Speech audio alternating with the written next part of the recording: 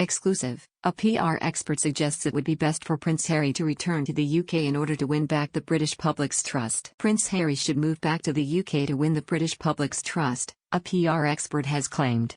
The Duke of Windsor moved to the US with his wife Meghan Markle, after they both quit their royal duties in 2020. Since then, they've made a series of accusations about the royal family, while their popularity in the UK as well as the US seems to have plummeted. Now Go Up's PR expert Edward Coram, James suggested Harry should move back to the UK in order to reconnect with the British public and get better advice. He told Express.co.uk, in terms of moving back to the UK, at least part-time I think that this is a very good idea. One of the reasons for the backlash from the British public was that, at least in terms of the optics, it appears that Harry and Meghan felt that they were too good for the British.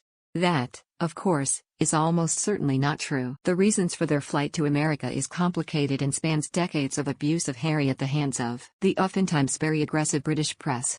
The expert added, unfortunately in PR often the facts get buried under the visuals. A skilled PR/crisis comms expert will allow the facts and the visuals to align.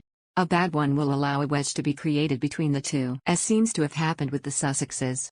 Coram, James went on to say that by returning to the UK, Harry will help Brits understand that he still considers himself to be one of them, and doesn't think of himself as above them. He also said that it would open him up to getting better advice, and spoke about what he thought were differing approaches in PR from LA to the UK.